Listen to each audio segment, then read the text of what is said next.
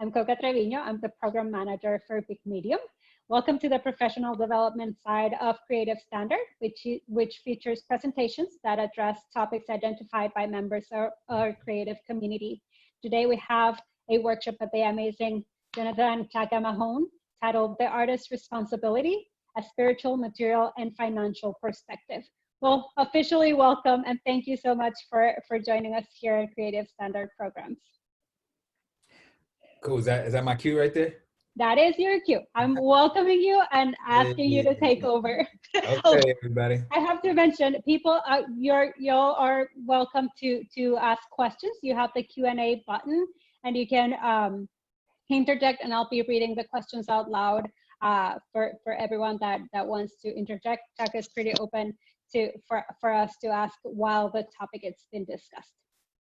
I think my wife might be logging in or something right now. Log in. Key, I think you're gonna have to mute or turn the video off or something because you just popped in. I don't know what's going on, but it looks like, Key, are you logging in right now?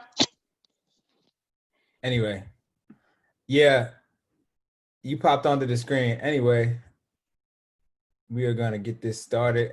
Welcome, everybody.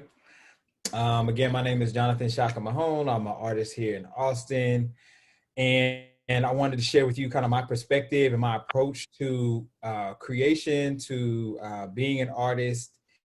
And I prepared a little, presentation, and I'm just going to share that. Feel free to ask questions as we're going along. I know Coca said she's going to, pop in with any questions. I love it. I love for this to be as interactive as possible. But I did gather some thoughts of just kind of my journey, and just excited to share them with you. So I'm gonna share my screen real quick. Oh, it says I can't share the screen. Coca, can you help me with that? Yes, give me 1 second. We thought we had everything figured out. Guess not. Okay. Are you seeing a third screen on your thing? No, we are not seeing it. We can see the second name, but it's muted and without video access. So I think it should be fine. Okay, got you. Because I'm seeing 3. That's cool. You should be able to present now. Okay, awesome. Thank you. All right, y'all.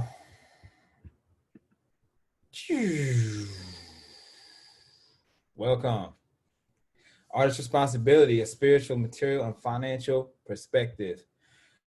Before we, get too deep, we got to talk about what does it mean? What is spirit? What does it mean to be spiritual? I think a lot of people today say, I'm not religious, I'm spiritual, but do we have a context for that? Do we have an understanding of that?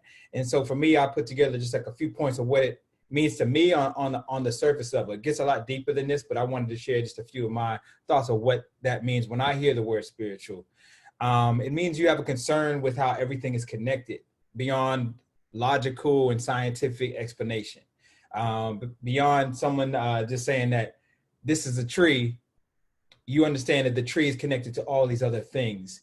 And it's not just, you don't just rely on what people tell you in terms of logic of how things work. You understand that there's other things deeper and surrounding those things.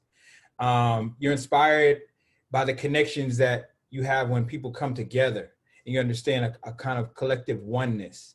You see problems holistically, understanding that there's always a root beneath what you can see. So when you encounter someone that's sick, or when you encounter someone that is irritable, or has a situation of maybe a mental health issue, you understand that there's a history and there's something underneath that is causing what you're seeing, is a part of what you're seeing. There's a willingness to confront and explore emotions. This is a huge one right here.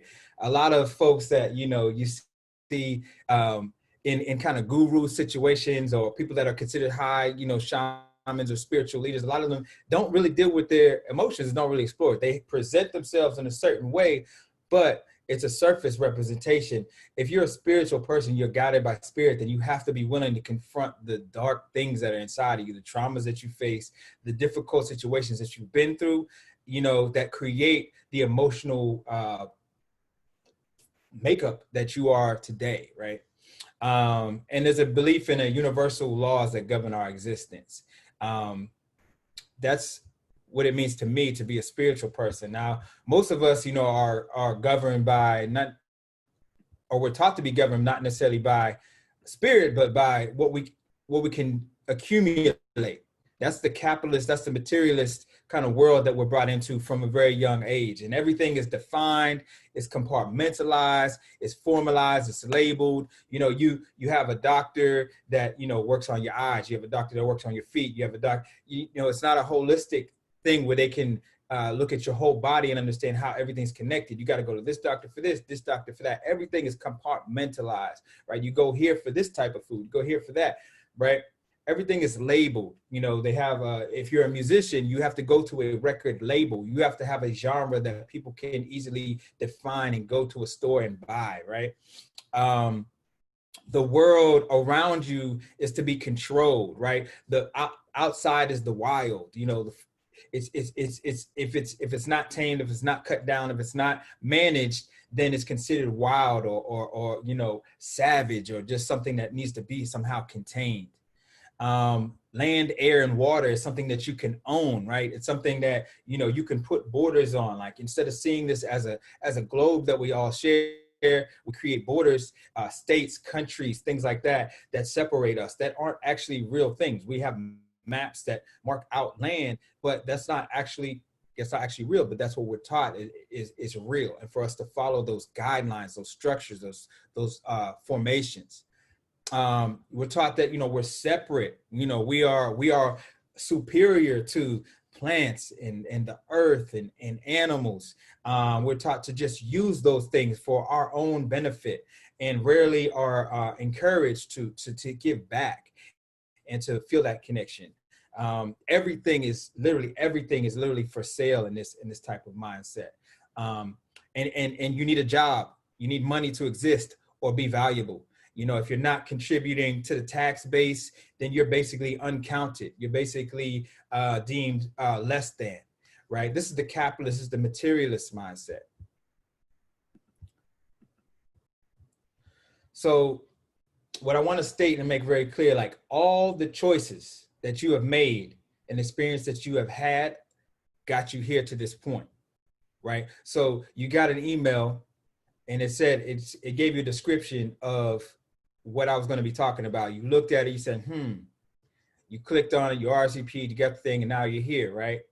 Well, that's life. Every decision that you've made has led you to this very moment, this very second right now. And you can't separate yourself from what you did 10 minutes ago and what you did 10 years ago or 20 years ago, or however long you've been here. That's all who you are right now. And having a good sense of that, having a good view of that, a collective, a holistic sense of that, gives you a deeper sense of who you are. So you're that plus what you came here with. Now, that is the spiritual side, where we believe that you came here with an identity, you came here with a purpose. So you are your purpose plus all of the experiences you had. So some of the experiences that you've had may have kept you off of your purpose, and that might be a reason why you're not happy, or that might be a reason why you made certain decisions. But following that thing that you came here with, that direction that you came here with, those things that you did as a child naturally, that may have somehow you may have been shifted away from, that is who you are, before all the rules and the definitions and the programs that are laid over top of you. So with that said, it's really important that you take responsibility for who you are. You take responsibility for what you do in the world. You can't, at a certain point when you become an adult, you cannot put it off on other people why you are a certain way. Yes, how that person treated you when you were a child has impacted you, but processing it and then realizing that you can learn from it and that you can heal that trauma is about taking responsibility. Because if you stay in that place where that person or that situation hurts you, you're never going to be able to be in the moment. You're going to constantly be thinking about that. You're constantly reliving what happened in the past. So being responsible is about being able to respond to what's happening around you, the needs of others, the needs of yourself, right? You've probably met people in the past where they're just constantly talking about the past. They're constantly talking. It's like they're right here in the moment, but they're constantly either joyfully like, oh, I wish I could go back then, or just about how the hardships that they face. And they're constantly, it's like they're in this moment, but they're constantly living in the past. You want to bring yourself into the present moment so that you can visualize yourself here now and also visualize yourself into the future. So we don't want to, we don't want to give this away. We want to pull from it. There's a power in taking responsibility over your life. And that's where I think the power of the artist comes when you fully realize yourself as an artist, is that you take responsibility for the things that you're feeling and you bring them out so that you can share them with people. So pulling from that place and letting it guide you is powerful. So the artist's responsibility. These are some things that I feel like, these are some things that guide me, and these are some of the things that I feel like are my responsibility as an artist. So inspire others to find their power. Create space for possibility. You know, the artists that inspire me the most, the James Baldwins, the Bob Marleys, the Nikki Giovanni's, the Ralph Ellisons, even the athletes, you know, Roberto Clemente, like Michael Jordan, the people that really took their craft to a level that they recreated something for you. They gave you an idea of what's possible beyond what you've already experienced. They explore and question reality. You know, I think it's important as an artist for us to challenge what is deemed reality, because what is deemed reality is something that we are all collectively accepting. But artists help us to unaccept things that we've been taught that may be leading us in the wrong direction. You show the world from a unique angle. You know, how many times have you heard the lyrics of a song and they just made you think about something you've experienced in a different way? Like, I never thought of it like that. That's the power and that's the responsibility of an artist. This is a big one, helping people process their emotions.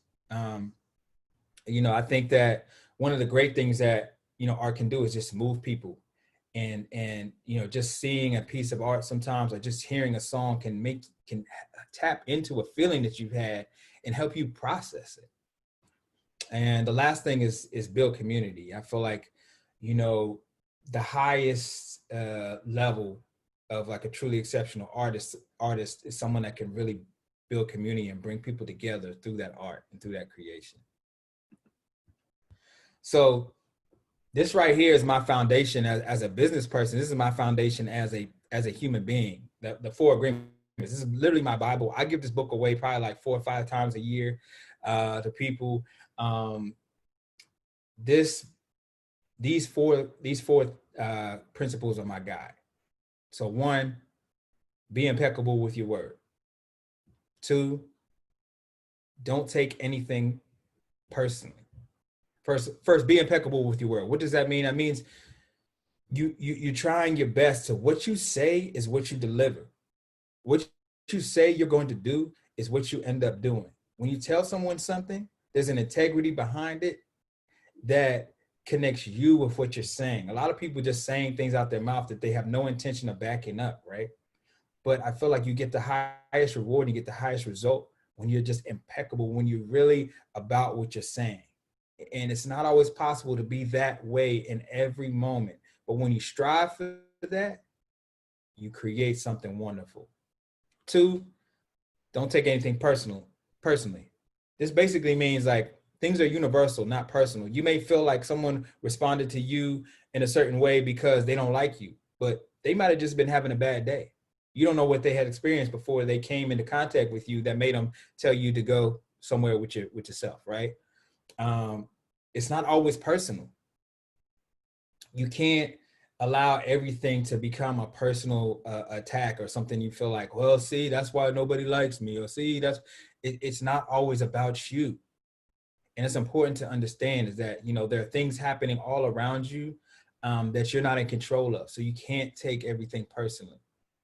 Don't make assumptions. It's clear, like, you know, it's like when you make an assumption about what's happening around you, you're projecting your story into whatever you're observing. So be aware of your bias and don't insert your story over top of people or over top of situations where you make an assumption that, you know, it's not actually what's happening in the moment. Always do your best. It's simple. You're not always going to wake up and feel your best. You're not always going to be able to do it exactly the way you want it, but do it to the fullest that you can. We always say, like, you know, 10 or 10,000 as a performer.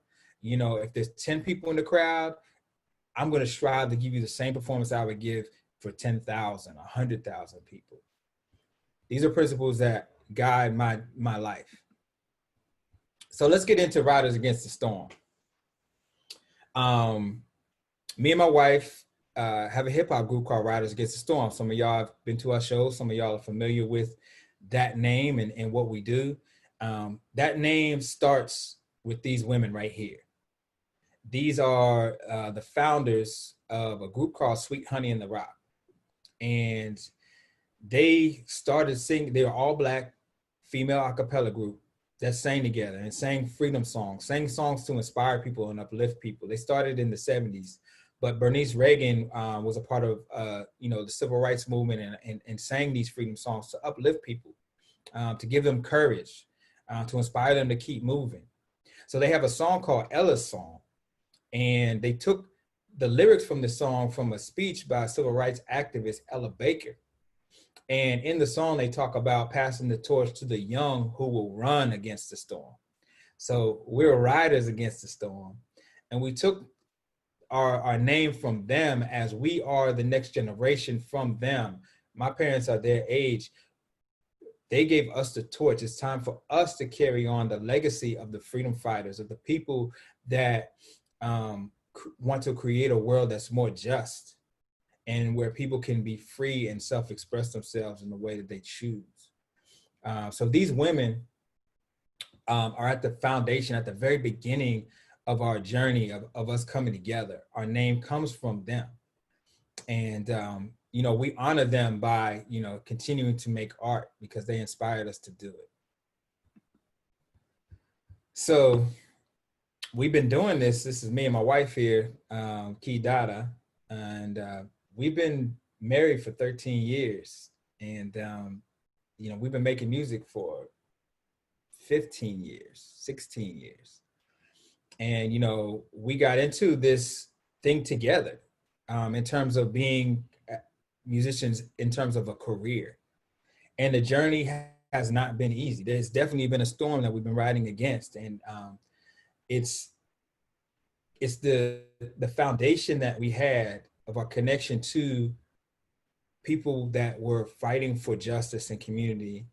It's a connection to a spiritual foundation of understanding that it's bigger than us that kept us going through, you know, the storms that we faced. And a lot of those things were financial.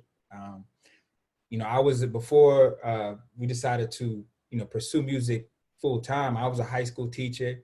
I ran a nonprofit arts organization. We were taking the youngsters that were, you know, bombing and tagging in the street and getting locked up. We were taking them, me and my friend Angel Garcia, aka Vase One, we're taking them into a space that we had rented for ourselves as a studio. And we started bringing them in there and teaching them how to, you know, screen print and how to, you know, just do graphic design, and teaching them various things. At the time, they were doing the airbrush t-shirts and stuff. So we taught them how to do that.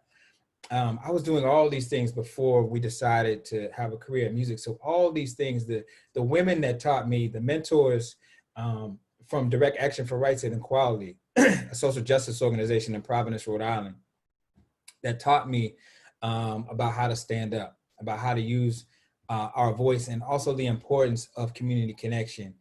All of that baked into us, you know, becoming Riders Against the Storm and pursuing our career. So when we came down to Austin 10 years ago, we came down with all of that. We didn't just come down with, oh, let's, we're just going to be musicians. And no, we came down here with a sense of ourselves, a sense of community, a sense of the importance of art and how it can empower. We were throwing house parties, while we were in Providence, and these house parties people would talk about them for weeks and months after and ask us, when is the next house party going to be? And we realized the power and the transformation that can happen when people just have that good feeling and connection. And we brought all of that knowledge and experience down here to Austin. So the business of music. As a musician, yes, you have to make money, but I found that, making money for me, it derived from my kind of connection with the 4 agreements. So being impeccable with your word. So when you're booking shows, when you're finding band members, when you're scheduling things with the band members or with people that you're partnering with and setting goals, you have to make sure that what you said you're going to do, you do it. And even though people around you may not be doing that, you may see people taking shortcuts or people, falling off and not doing, you sticking with that, you being true to that will bring about success ultimately. That's what I've experienced. When you're straight up with your band members and things like that, when you're honest, they may not understand you in the moment. And they may be making their own assumptions about what you're doing or how you're doing. But as long as you're true and you remain integral, eventually they'll understand why you made certain choices. So just being transparent and being impeccable with your word is super important if you want to be successful over a long term. Now we see in the music industry that there's a lot of people it's one of the most shiesty and most cutthroat industries that you can find. So people have success very quickly, but you see that a lot of them don't have long-term success, right? People go up real fast because they take shortcuts or they do things that maybe are against their own character to get to that position, but they also fall off really fast. So you have to ask yourself as an artist, what is your goal?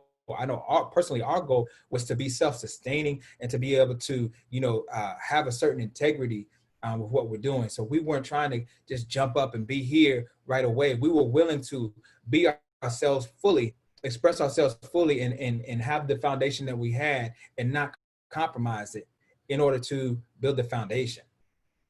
So you have to ask yourself, what are you really willing to do? Some people are willing to sacrifice or compromise their own values in order to achieve a goal. And I think the music industry and a lot of industries encourage that. It's capitalism, right? It's capitalize, exploit, get there fast, get it done. That may result in something short-term very fast, but it also has an impact. You see a lot of people in the music industry, getting addicted to drugs and, ending up, without money because they didn't teach themselves, they didn't learn the actual industry. So, you have to look at those stories. People's lives are there for you to learn lessons. And, when you look and you see these things happening, learn from them and try not to repeat those things. Don't take anything personally. Things are going to go wrong, man. Things are going to go wrong left and right. So-and-so is not going to show up to the gig, or, you're going to forget about something and miss a meeting or whatever. But don't make it a personal thing. Don't beat yourself up. Don't be see, that's why I'm not going to make it. Or that's why this isn't going to happen. Or, you have to keep that mindset of where you're headed and what you want in your mind at all times. Because the things that we say to ourselves, regardless of whether they're positive or negative, is what we end up thinking, right? So, if you tell yourself all the time that you're not worthy and that's what you end up, actualizing. So your spirit doesn't know the difference between positive and negative talk. So the more you can eliminate the negative talk that you're bringing to yourself, the more positive things that can happen. So, you don't personalize it. Try to keep it outside of that realm. You're human. You're going to make mistakes. And, allow that to the people that you're around too. They're going to make mistakes too. Understand that. Don't make assumptions. Sometimes, A lot of times you don't. You think you know, but you don't know. So don't just assume the story you're telling yourself is true. Don't just assume that. Ask questions. Listen to your gut. Get out of your headspace, that constantly keeps running the same story about your life and about people. Ask questions. Don't just see things for face value. Again, there's always something underneath that you're not seeing that may be the root of what you're experiencing with someone or within yourself or just in life in general. And always do your best. I spoke on this. 10 or 10,000. It never matters for us if there's 10 people in the crowd or 10,000. Show up. Show up.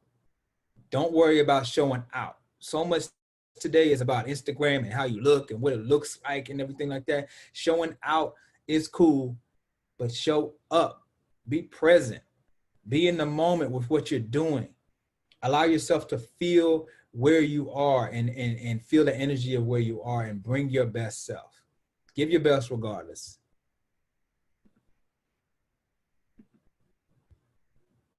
So these are a few things, few accolades. Some people may be familiar with some of this, but I just wanted to share some of the things that we've accomplished doing things our way, doing things according to some of the things that I've discussed so far. We're the first hip hop band to ever win Band of the Year in the Austin Chronicle Music Awards. We ended up winning it 3 years in a row. There's only 2 bands that ever won it 3 times, and that's Los Lonely Boys and Spoon. We're very proud of that fact. That might never happen again. And, we did it. I got to send a shout out to Dave Johnson, who was our drummer at the time, and he was encouraging us to even, submit and try to win that award the first year. And I was like, man, whatever, these awards, you know what I mean? And I didn't really, like the first year, I didn't even really care about it, but he encouraged. He was the spark for that. He said, no, let's do it. Let's go for it. And we ended up winning. And then we won 2 years in a row. So I have to give him a shout out for that encouragement, that inspiration to do that. The city of Austin proclaimed Ross Day in 2013. That we turned that day into a festival. The next year, we took $400 and literally threw a festival in the Kenny Durham's backyard with Gina Chavez and our friends, Jackie Vincent. Before Jackie Vincent was had 100,000 followers on Facebook.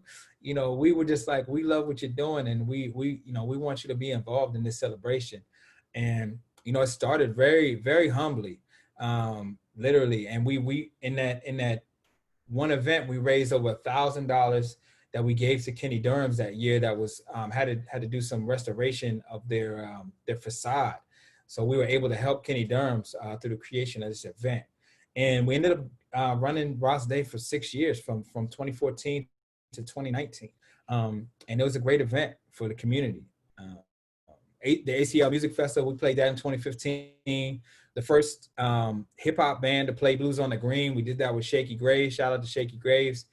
And, him stepping up and signing the petition for the Black Lives Music Fund. We were Black Fred awardees in 2015. We funded our own tour in Europe. This is huge. This is a dream of ours that we realized. We didn't have a label. We didn't have any company, sponsoring us. We did it ourselves. We funded it ourselves. And that was a huge accomplishment for us because, every time you have something in your mind or your heart to do and you manifest it, it gives you a boost. It gives you confidence. It gives you understanding like, okay, we did that. Well, what's next, right? So that was a turning point, or definitely a booster for us to say, look, we did this. We're looking around like, oh, snap, we we did this. That's cool. In 2018, we were Lululemon ambassadors, and I got to be honest with y'all, they approached us during South by Southwest, and they were like, we want you to be ambassadors. I had never even heard of Lululemon at that point. And I went online and I looked up and I was like, oh, this is a $1 billion company. What? So we ended up, teaming up with them. And I told them basically it predicated our relationships like, okay, we'll become ambassadors, but you have to create opportunities for Black men to become yoga instructors. So they created a scholarship which allowed myself and 4 other Black men to get a 200-hour yoga training. So that relationship sparked some change in Austin, and we're really proud of that. I'm gonna play this video. Just watch this video. We are riders against the storm. Hip-hop duo living in Austin, Texas. We bring people together through music and believe in its power to heal our community. Our journey in music takes us to amazing places around the world and introduces us to some incredible people. We want to take you on a ride with us to cities across the globe as we meet people with inspiring stories and innovative visions. So have a seat, or sit back, and let's get uplifted. Yep. So we're on our way to go see Mr. Richard Overton today. He's 112 years old today, and we are celebrating the eldest man in America. In America, third oldest man in the world. And he lives in East Austin. So we've been working and organizing a party. There's gonna be a big celebration at his house today, and that's where we're headed right now.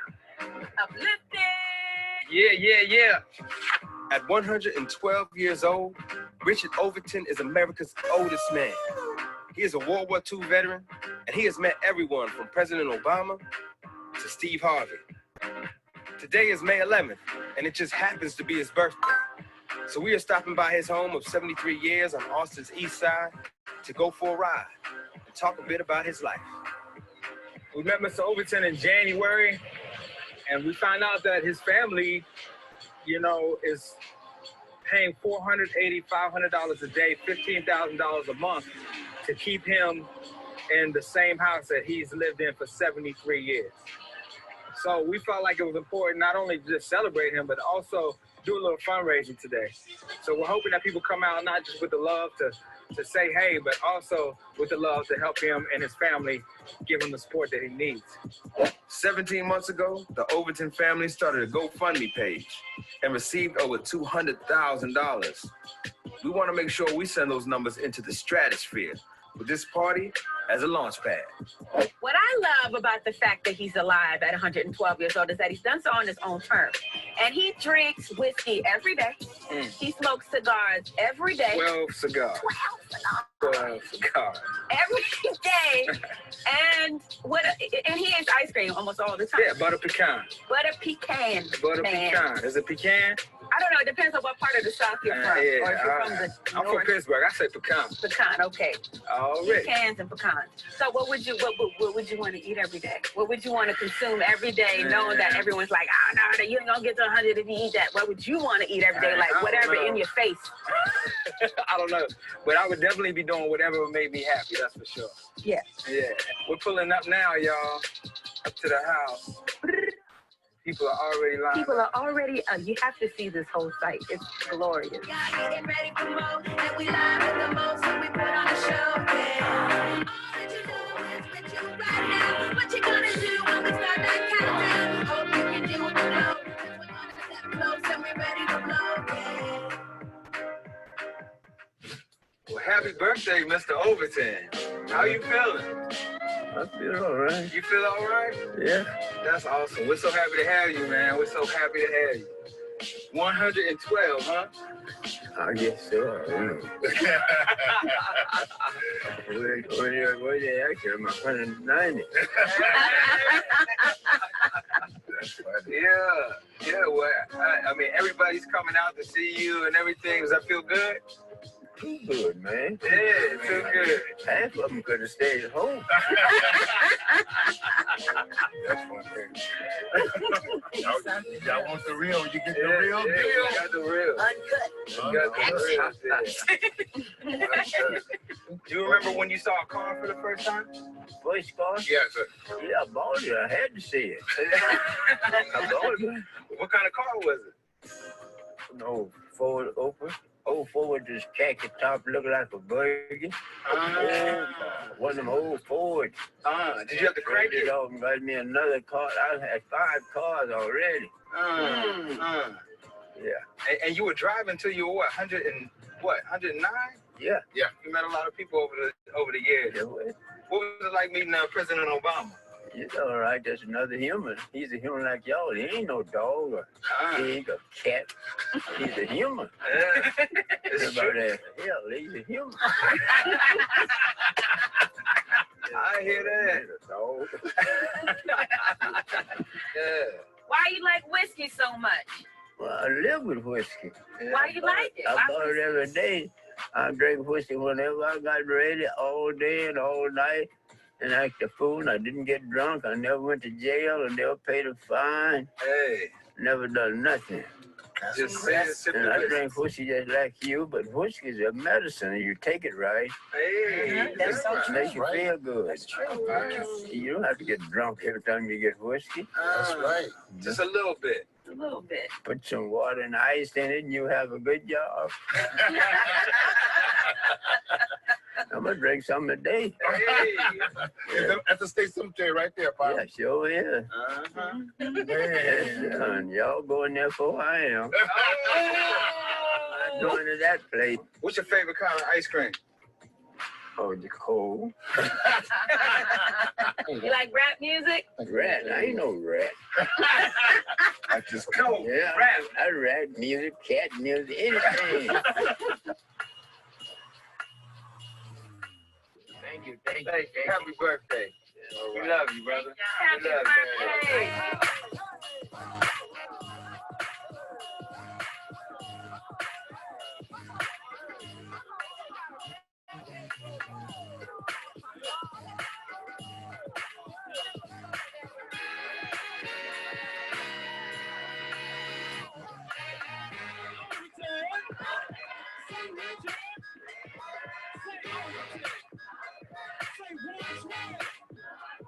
Wow, that was amazing. Dome blown. Wow, we're so happy that so much of Austin came out to celebrate this man and his legacy for a full day. It was amazing. Together, we are making it happen. Over $100,000 has come in from donors around the globe since May 11th. If you would like to support, please go to the Overton's GoFundMe page now and make a donation. It takes a village, y'all. Hey, everybody. We are so grateful for Lyft for keeping us. So hope y'all enjoyed that as much as every time I watch that, I mean, it's just, it was amazing meeting him. I brought that to the table because what that experience showed us is the power that art has. It's another example of just the power that art has to bring community together, to celebrate members of our community. And through that process, what we did was, connected with an elder. And it's so important to not separate, again, our society. She's the elders are over here, the baby boomers, whatever, this generation's over here, the young over here. It's like, no, bring all of those energies and all of those things together. And we're so much more powerful. Having met him and sat at his feet and just sat in his living room changed me personally. And it was such a blessing to have met people at Lyft when we did a South by Southwest show, and then asked them to be a part of us telling his story and sharing that with the world, and then having our sharing that lead to his family raising. Now, when we put that video out, they had raised over 100,000. They raised almost $250,000 within a few months. So that was just so powerful to experience that. And, he ended up staying in his home of over 70 years. That goal was accomplished. And, his last, few months, he ended up transitioning in December of that same year. His last birthday was special. And, it led, to this connection with his family. And that leads to these images here that you see. At the beginning of the pandemic, I posted this picture here. You can see me that actually was a part of a piece that was written in this Austin Statesman. I asked my wife to take a picture of me wearing the shirt. I was wearing the shirt, and this is the beginning of the pandemic, and I just wanted to send a message out to people to keep going. And when I met Mr. Overton, he said when he met Steve Harvey asked him about his secret to longevity, and what he said to them was, keep living, don't die. And it was such a powerful quote. that I was like, I got to put this on a t-shirt. So what I did was I put it on a t-shirt. I got a company called Fine Southern Gentlemen to print the shirts for free and donate them for our event that we did for the birthday celebration that we did. They donated the shirts. Some were given to family and some were sold to raise money. And this is the shirt from that event. So I was wearing it at the beginning of the pandemic. I asked my wife to take a picture. I posted it on Facebook, and almost immediately people were like, I love that. Where can I get that shirt?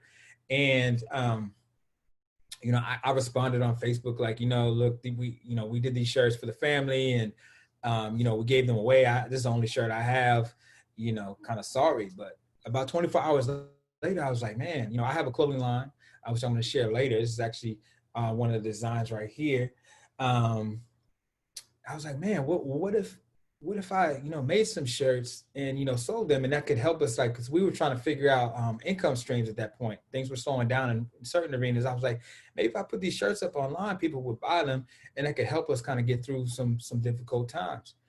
I reached out to the family, and they gave me their full blessing to create these shirts. And you see these folks here. These are just a few of the pictures that I've seen of people that have ordered these shirts. You see the different races, different types of people all resonating with this message. And so also during this time, I entered a contest, a nationwide contest for a billboard design. And you see here on whatever side of the screen, it's on the left for me, you see that it was put on billboards in 17 different states. So you see from us deciding to be a part and help the Overton family in 2018, you know, help them to raise money and help to support them, to make that choice to support them, how that led to me being supported. And the connection between, you know, an elder who has transitioned and he's still helping, he's still blessing, even in his passing to the other side, what we call the ancestral realm, he's still helping and blessing me now. It's a powerful example of just why you can and should give from a place that's just coming from your heart, not about your own personal gain, but just do things because you believe it's right to do. And don't look for an immediate gratification from that. Know that you doing something that means something to yourself and others will eventually come back to you. If you believe that, then I'm here to tell you that that's my experience. And that's been a key, not the key, but a key to my success and our success as entrepreneurs, as business people, and creative people. So this is the clothing line. You guys can go to fresh2life.com. I got t-shirts and hoodies and posters and coffee mugs. This shirt right here is one of the top selling. Actually, these two shirts right now are some of the top selling shirts on the website. We see color came from the basic statement. You hear people say, well, I don't see color. It's like, you see color? We all see color. And it's silly for you to say that you don't see it. What I want you to do is to celebrate it. See it and celebrate it. Don't say you don't see it and negate it and erase it. The color is beautiful. Accept it. Give it space for it to be its full radiant self. Don't deny it by saying, oh, I don't see color. I don't see race. Yes, you do. We all do. You can't tell me you don't see this brown color that's in front of you. See it, embrace it, celebrate it. That's how change can happen. Don't act like, no, I don't see it. No, you do. You do. So that's where that came from. That's a really, a bestseller right now on the website. And this is another one. It's a design called Heartful. And, again, just like kind of putting out that positive energy of just the heart space and coming from the heart space. So you can find more stuff if you guys are interested at fresh2life.com. Of course, I got to plug that so you guys know a little bit about me as a visual artist and a designer. Now we're going to move into some more of the foundational stuff. So, when we're, some of us that, consider ourselves to be healers, or we're trying to do something positive in community, we have to know that we're dealing with sickness in our community. But we also, to know what sickness is, we have to know what wellness is. And I feel like, to me, wellness is a state of being in good health, right? So that's emotional, generational, social, personal, spiritual, psychological, all of these things. kind of checking in on all of these things and having them be in a place where at least you're seeing progress. All of them can't be at the same level, but you're constantly kind of checking in with yourself and, you know, your environment. How is that affecting you? You know, maybe some generational things, some things that happen, or some things in your family that you're trying to kind of get through. Emotion, all social, everything. You're checking in on these things. That's where, you know, wellness comes in, and where you can find it, or how you can find it. Now we know all of us, every single one of us, you know, has experienced some type of trauma in our life, some type of deeply disturbing or distressing experience. And that's where some of the best artists, you know, get their inspiration from. They've experienced a lot, and they can just put it out in a way that, you know, everyone can just understand it. But if we don't deal with our trauma, if we don't look at it and dig into it and understand all the different historical, social, and generational things that contribute to that, then it can end up destroying us, or it can end up, you know, creating dis-ease or imbalance. And, you know, striving for a wellness or a balance is something that I feel like can help you make better. When you're more imbalanced, you make better decisions, right? You know, when you're stressed and you're in traumatic situations, you don't always make the best decisions, right? And when you're a business and you're trying to achieve goals, decisions you make every day are so important. We're talking about America, the trauma of being in America. I had to leave a little silence there. Justified and legalized terror, genocide, the deliberate killing of a large group of people, especially those of a particular ethnic group or nation, slavery,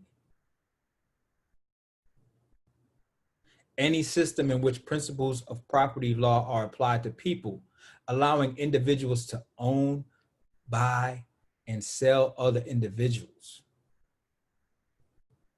as a form of property.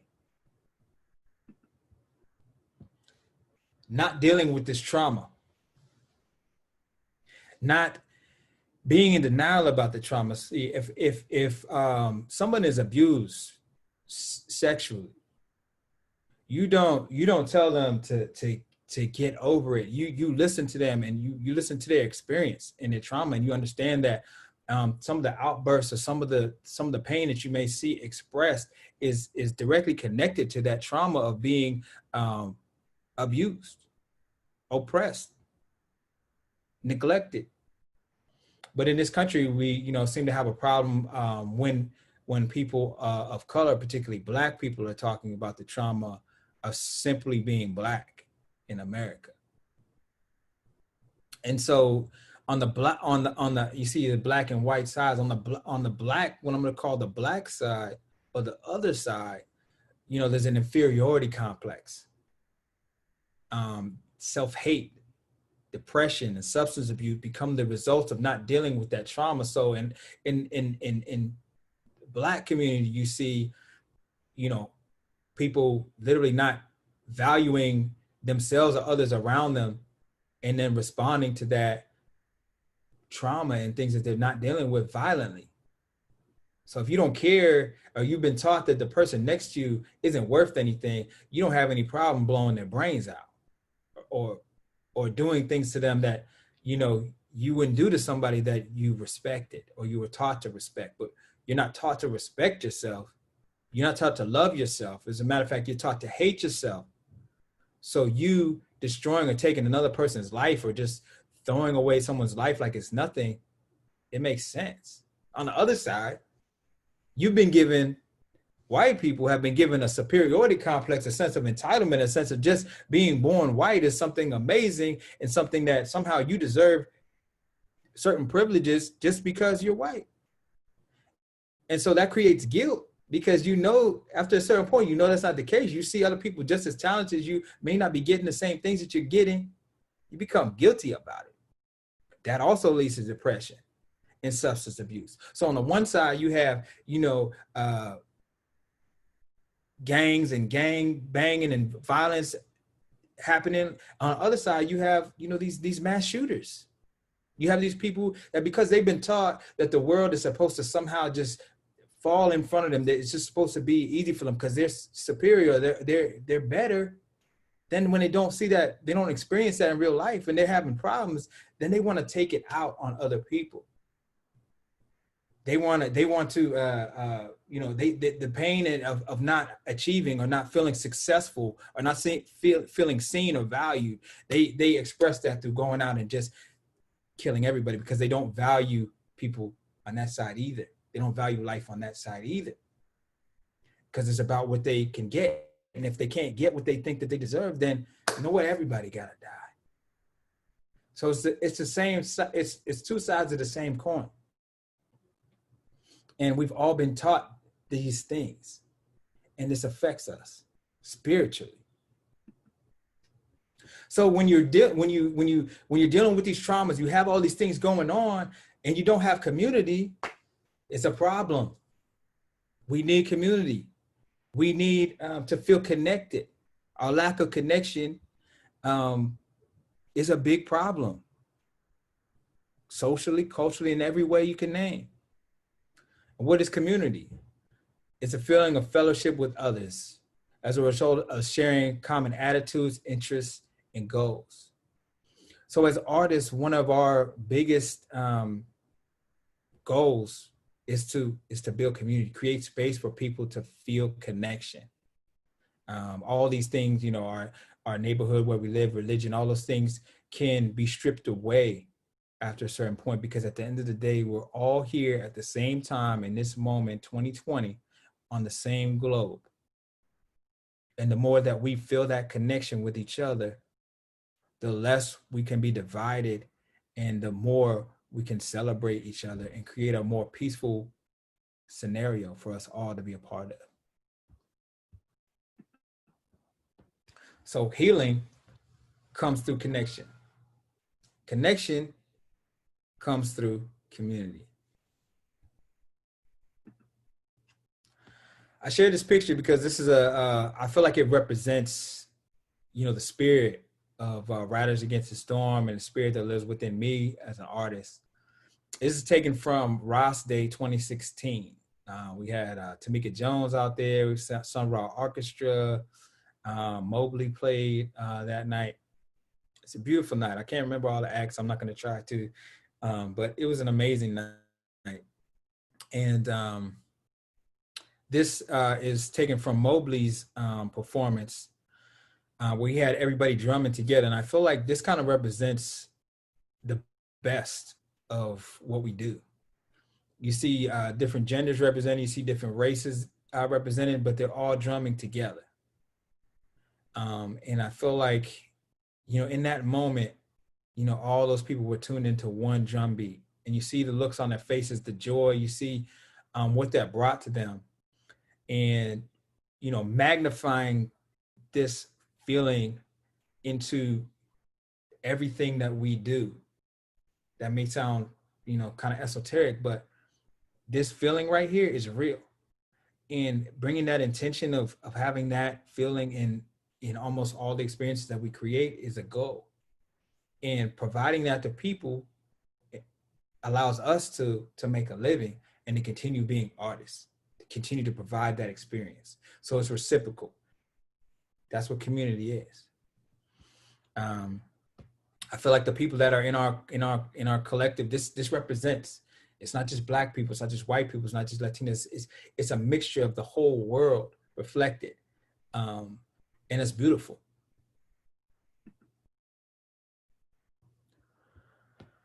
So, you know, the needs of the one are the needs of the many. If we live in a community and, you know, somebody is hurting, then we're all hurting. You know, we can't just isolate them and say, so-and-so's, you know, crazy or whatever. No, it's that person's hurting, then we're all hurting. And the problem with, you know, living in a capitalist society is we don't have the time to slow down and be like, hey man, are you okay? Right? So we just kind of go on. A lot of times people end up falling off or falling into issues, depressions and things like that. But we have to try to keep that in mind, is that, you know, people are generally seeing themselves as individual with an individual mindset. And the more we can become, think in a collective mindset, the healthier we can become. So individuality is about the uniqueness, your own special thing that you have that makes you Chaka or Key or whoever you are. That's individuality, but not individualism, where this is mine. That's it. I can't, no, you can't come in over here like this. This is my lawnmower. This is my thing. This is, that's individualism, and that creates competition, and it disallows connectivity. So uniqueness has to be celebrated, not isolated.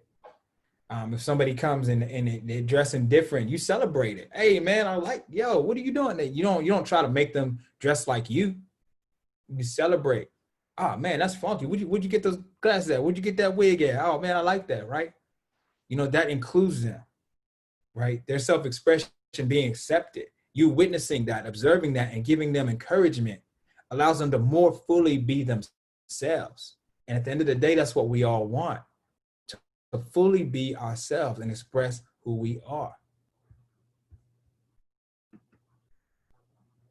Self-expression in a nutshell right here. This is Body Rock ATX. This is the energy. This is the joy that we want people to feel. We started Body Rock. We got here right before 2010 in December, like the last week of 2009. We met DJ Chorizo Funk in January of 2010, and we started Body Rock in February. We've been doing that party for 10 years, and literally tens of thousands of people have come and experienced this energy, this joyful energy that you see represented here. Body Rock, us creating this space for people, it allowed us to gain a foundation that allowed us to grow as creatives. Without Body Rock, I feel like our role would have been even harder to just establish ourselves. Once we had a party that we knew we could count on 200 and 300 people showing up every month, we could make decisions, different decisions and choices, because we knew that, shoot, we're gonna have this amount of money at least every month that we can work with. And we can now see, okay, this is gonna go over here, this is gonna go over here, this is gonna go over here. We knew that it was like a safety net, it was like a guarantee that we knew we could count on. So once we created the space and then created a community, that community then allowed us to grow. So again, like having that intention and not just being like, well, I want to, a lot of people, they have this concept in their mind and I want to create this and that, and it becomes like a business plan. That's not how we did this. It wasn't a business plan. It was a people plan. And coming from that place allowed us to experience the abundance that we established.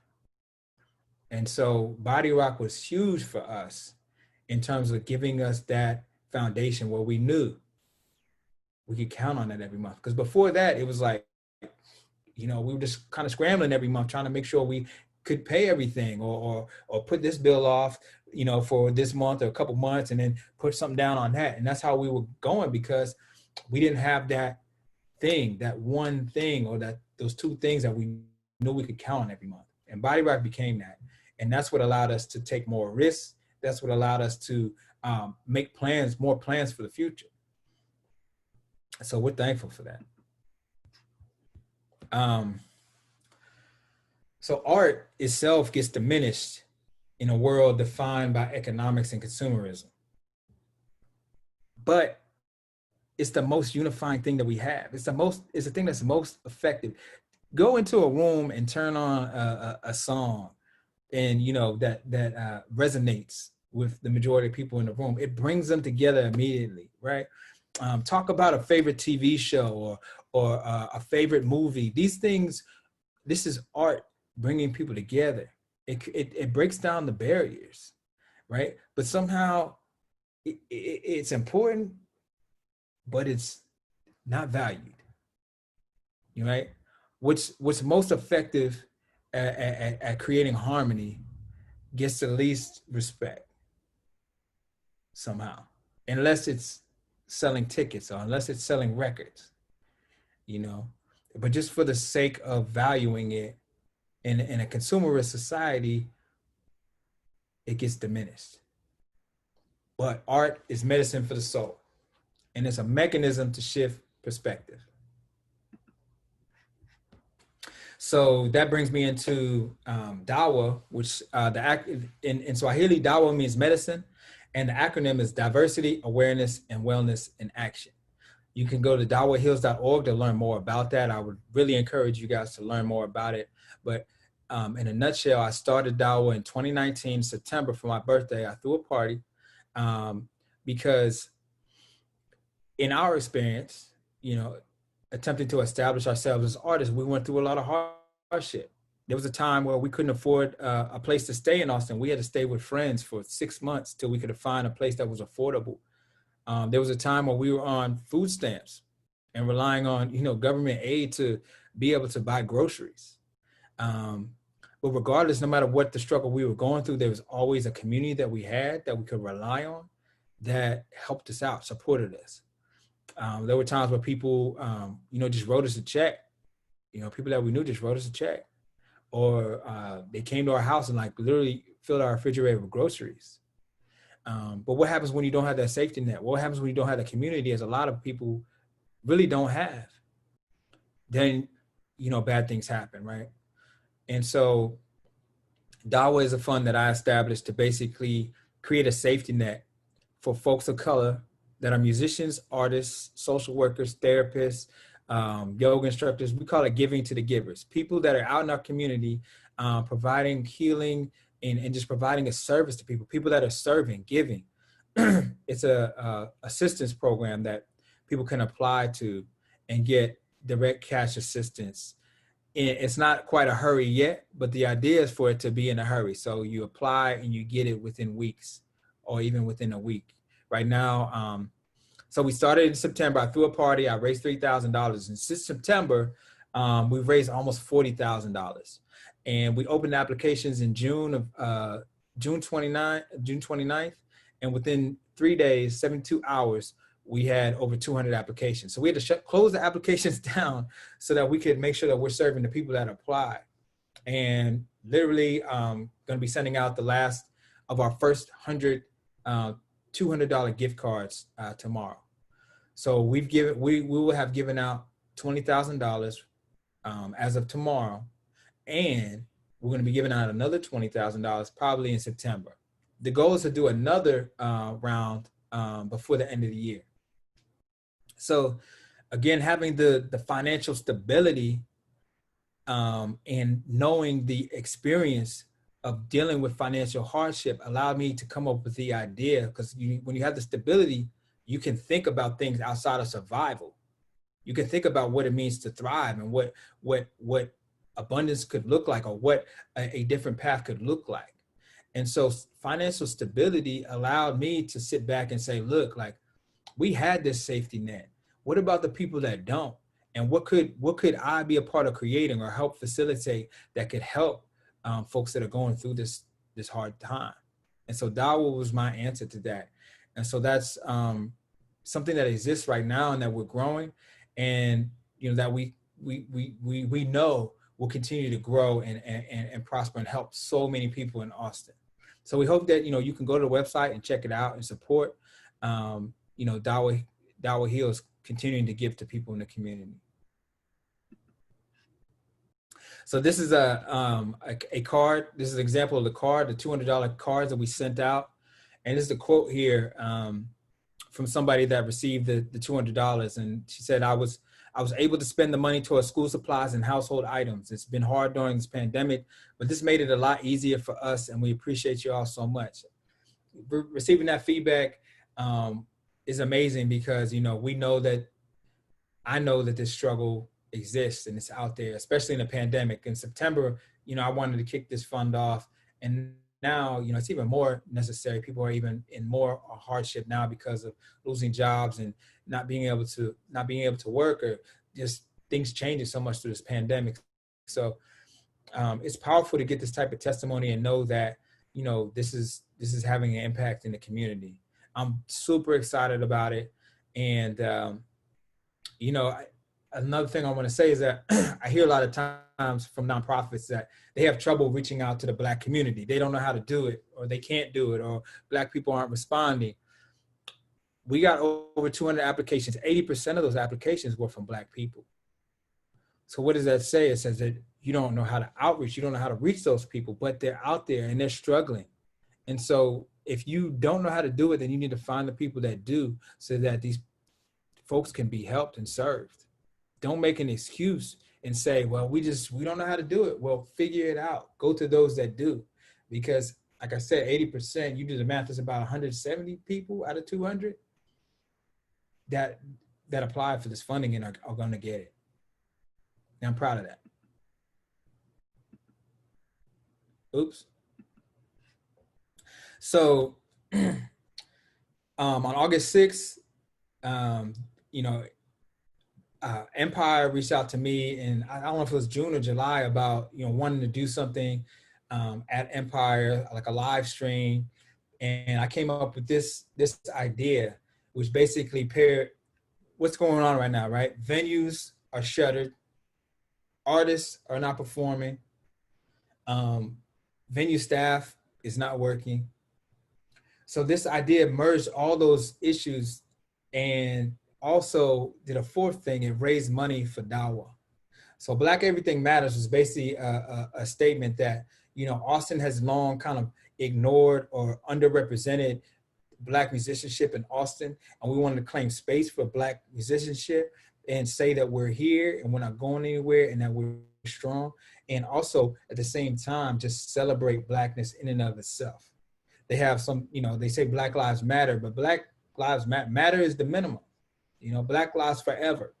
You know, Black lives excel. Black lives, you name it, matter is the minimum.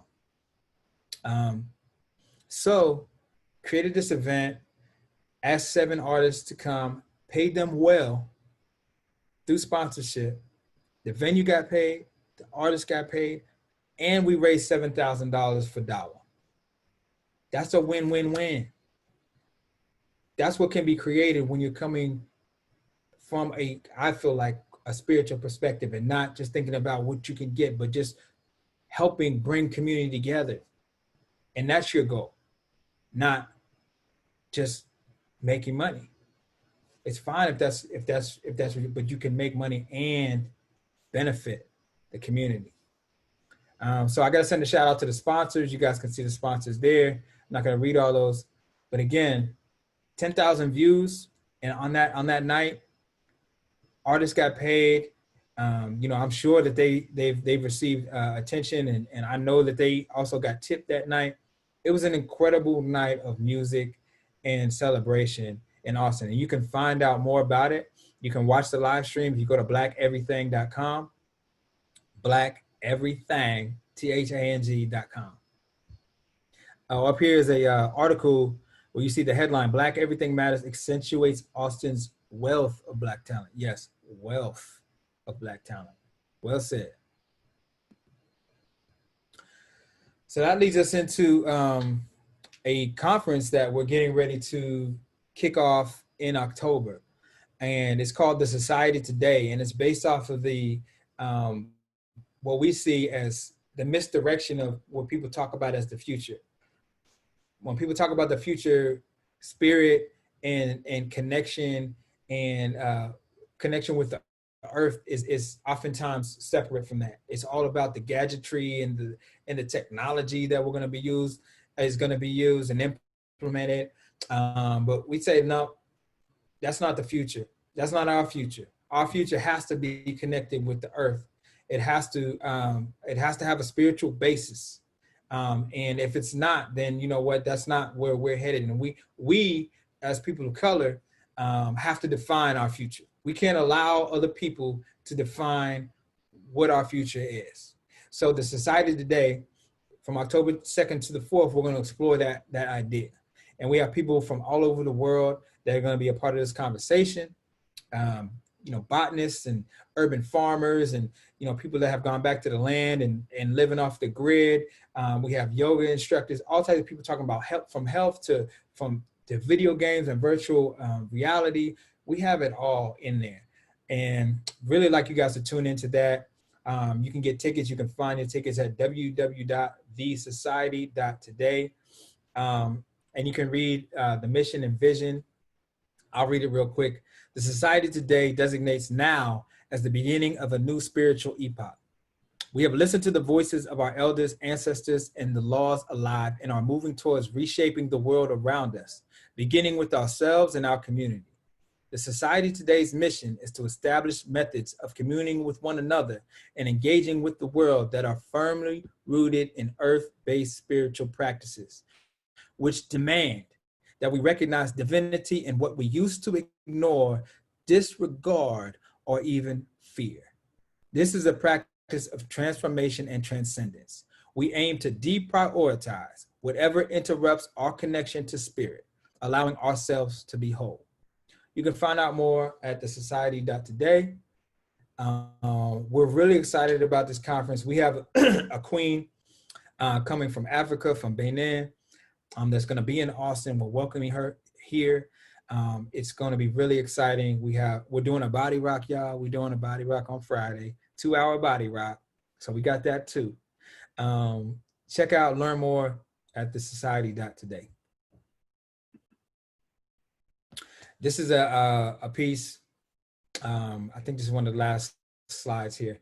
It just represents, light bulb is a symbol of thinking, of brightness.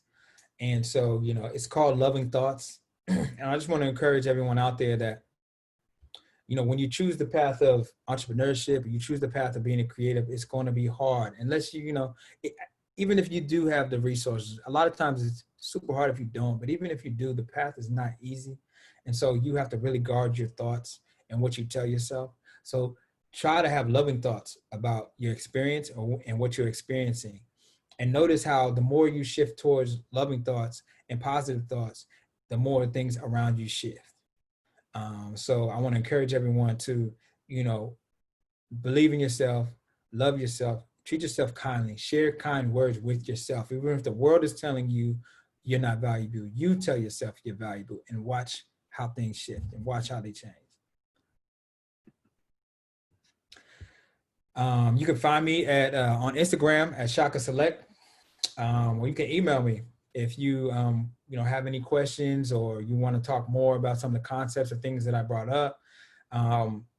Would love to hear from you, get some feedback from you. I'm not sure who's all here right now, but I'm gonna end it there and see if there's any questions or things that y'all wanna know.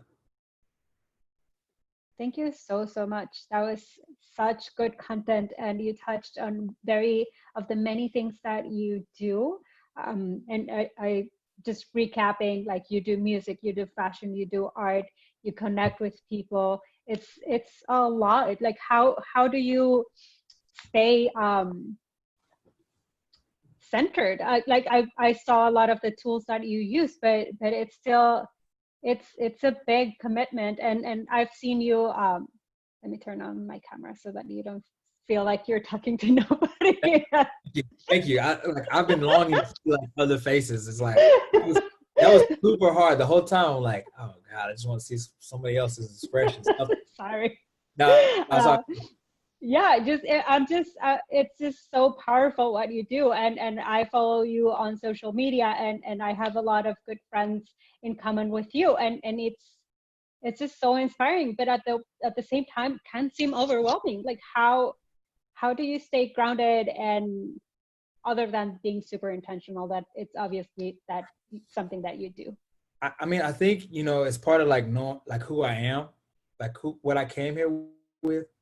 I've just always been the type of person that does multiple things at one time, and I don't go at them with the expectation that they're all going to be at the same level and it's going to have the same output. But I've always, since I was a kid, like even when I was in school, like if you look at my yearbook, it's like, I was in this club, that club, like I was playing all the sports. I was, it's just like, I've just always been that person. And what I realized early on, thankfully, is that some of that was coming from my lack of receiving the nurturing that I need. So some of it was like wanting to achieve for other people and show that I was valuable, specifically my parents.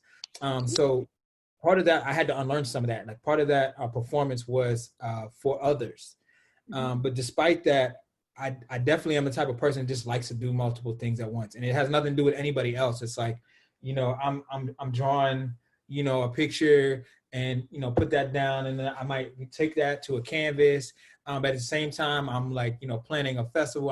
It's just, I don't know. I don't feel quite whole if I don't have multiple things going at once. And I have also this weird ability to just like, I think it drives my wife crazy because she'll be like, you know, are you really gonna do that? Like if I have it in my mind to do it, I'm just gonna hold on until it's done. And that's part of me too. Is like I'm just like super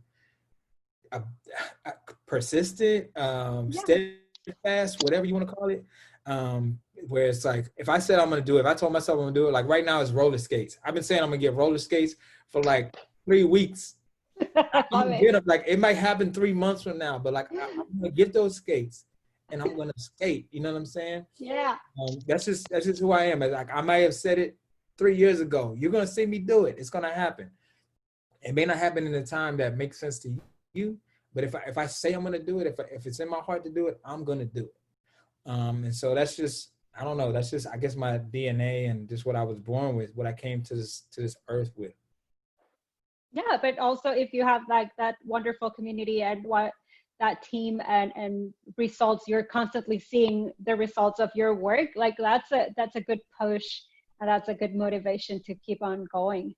I mean, I think for me first, it's just like just needing to express and just doing it before any of that. Like, you know, because like when I was a kid, there was really no audience. We didn't have Instagram. I was just drawing and doing it because I wanted to do it. And I would, you know, draw, and then I'll go outside and shoot hoops. And then I would, you know what I mean, and go ride my bike. And I did all these things all at once. And it wasn't about anybody else, but just like things that I wanted to do to express and just feel alive, right? And so I'm still that person, but when you become adult, you have to figure out a way to turn that into something that can help you, you know, have a roof over your head and put clothes on your back and feed yourself. So that's where it changes. You have to try to find a way to turn those passions into something that can, you know, benefit you financially. Yeah. Thank you so much. Does anyone have any questions? We have a couple comments. Thank you so much. What an inspiration you are, says Amy. Mary Beth Cassia says, inspiring career and presentation. Thank you. Yeah, if you have any questions, we have Chaka here. He's doing all the things at once. So make sure you take advantage. Okay, we have a question here from Andrea Millard. I'm impressed by the way you leverage your work with businesses like Lululemon and Lyft to amplify your values. How do you figure out if they will be aligned with you and support you, especially if you're pushing them to be better? I think for me, like if you're doing what you're doing, like they came to us. They saw what we were doing with Body Rock and other things, and they felt like we embodied some of the values that they had. And so when they came to us, then it's like, okay, you want to work with us. Now you have to work with us on our terms. We don't just work with you because you have money. You know, we work with you because you have something to offer our community that we represent. So if we can have that understanding, then, you know, we're down to work and collaborate. But this partnership is not going to be, you know, one-sided. It's going to be a true partnership and a true collaboration. And so for me personally, every time I meet, you know, a company and I have an opportunity to talk to somebody that's in a decision-making role, I try to establish a relationship so that once we have that, then we can develop a friendship or something over time so that you're watching what I'm doing, you're seeing what I'm doing, and you're connecting with it, hopefully. And then through that connection, you know, I can say, hey, look, you know, we're doing this party for Richard Overton. He's 112 years old. His family needs money to keep him in his house. You know, we want to just help spread the word. And because I have that relationship with them, they're more willing to say, okay, I think we can do that, as opposed to just sending a cold email or just, I have this idea. I don't usually ask anybody for anything if I don't have a relationship with them. Occasionally it happens, but I prefer to like have an entree. So with Lyft, the entree was us performing for their South by Southwest party. Mm-hmm. You know, while I'm at the party, you know, I met people there, and I'm like, you know, let's just keep in touch, exchange emails, phone, whatever. And I'm not asking anything until I have something that I feel like we can really, really partner on. And only after I feel like we have a relationship. That's how I operate, because I feel like that's where the real transformational stuff happens. Yeah. As opposed to just an exchange, like I'm just gonna fund your party or whatever, and then we just part ways, right? Like, let's develop a relationship over time. We have one of the most supportive companies here has been Tito's. Oh, yeah. We have a great relationship with them that we've developed over time. At first, it was just like they were just giving us, you know, bottles of Tito's for events. Over time, you know, it developed to where they're supporting almost anything we ask or everything that we do. We get some support from Tito's because they see the value and the impact that we're having, and they want to be a part of it. Yeah, we're super lucky also to work with Tito's. We have the amazing like prize that they give every year to artists, and yeah, it's a very good relationship, and it's very good to know that someone local is invested in its community. Like, that's where it changes, and that what gives all this value, to know that they're investing, they're putting their money, they're putting their time, and just growing and putting the money, which is like something that we definitely need as artists. Right. Yeah. And you have to be aware that, you know, but I think the key, you know, what I've seen in some of my favorite artists is that they compromise certain things and then they end up destroying themselves. Right. So I feel like what I've learned is that, like, you know, they may have reached a level where you are aware of them, but you don't realize the sacrifices they made and the things that they had to do, compromise either their personal beliefs or whatever to get there. And then they end up falling apart. And so for us, it's like we would rather just maintain who we are at all times and always have our relationship based on a mutual respect, you know?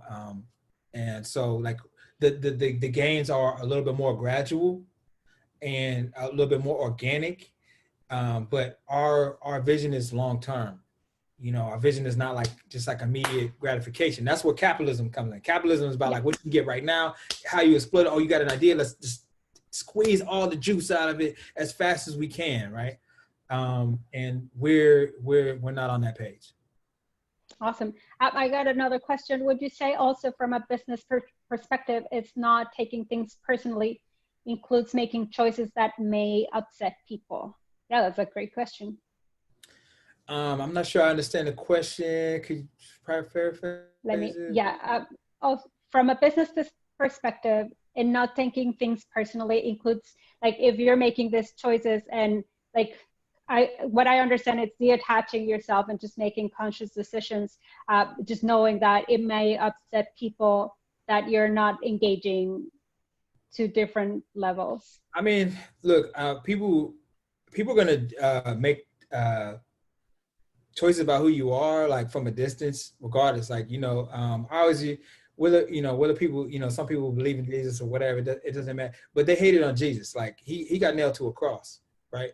Sure. You know, MLK, you know, was just speaking about things that were true, and he was assassinated, right? So if you don't fit into people's worldview, they're going to judge you or even possibly, you know, take your life, and that's real. So you can't make everyone happy. What you have to do is you have to live with yourself. You have to wake up in the morning every day and look at yourself and say, am I doing my best? Is this my best? Yeah. And am I living the principles that I believe in? Right. And so like, I have to speak to, you know, coming from an Afro spiritual perspective, I have to face my ancestors. I have to, you know, look at them and would they be proud of what I'm doing? I have to ask myself that, you know, and again, that's coming from a spiritual perspective. Again, a capitalist perspective is different. It's like, you just get what you can get as fast as you can, or however way you got to do it. And it doesn't matter if you poison the river, doesn't matter how many trees you cut down, profit is the bottom line. And so the bottom line for me is my happiness and my feeling of being balanced and whole. That's my bottom line. Yeah. Once I heard, like, who are you being faithful to? Like, whenever you're making a decision, are you being faithful to yourself, to money, to like who are you committing to? And I think that's a good practice in making hard decisions. Anyway, it's being late and we took a lot of your time today. Wendy says, thank you, Chaka and Coca. So great to connect and see people in action with positive energy. I agree.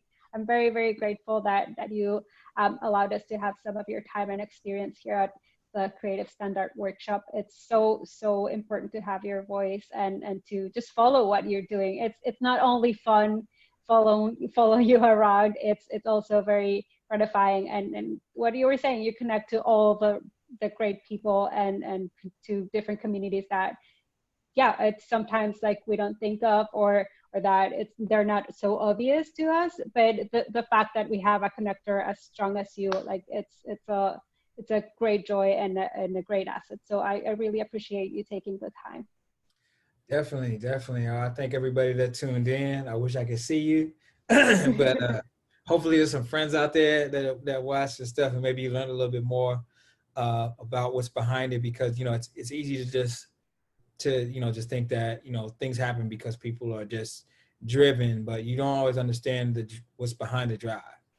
And I think it's important for people out there to know that you can have integrity and you can think about people and you can think about your effect and your impact and still be successful. Yeah. I think what we're taught is success is basically being a very narcissistic, self-absorbed type of person, and that's Donald Trump, and that's just the extreme of exploitative capitalism, and so like what I want to encourage people to know is that you can have that integrity, and you don't have to step on anybody. You don't have to degrade anybody or dehumanize anybody to achieve what you want to achieve. So it's possible, and we're just getting started. Like the things that people are seeing now are just the beginning of our vision for what we want to create in the world. And I want to encourage everybody to tune into the conference. Yeah. So tune into the society.today. We're just getting started with that. We have leaders, like I said, from all around the world. We have a queen from Africa that's going to come and is going to invocate the event and close the event. So it's going to be a really special thing, and it's in Austin. Who would have thought this type of thing will be happening in Austin? So please spread the word. Please celebrate that. Let people know that the future is being broadcast and being directed live from Austin, Texas. That's awesome. Thank you so much. And also tomorrow we have I met Everett and Paloma Mayorga in conversation here in Zoom for coffee chats at 11 a.m. So yeah, hopefully we'll see you there too. Good night, everybody, and thank you so much. Peace.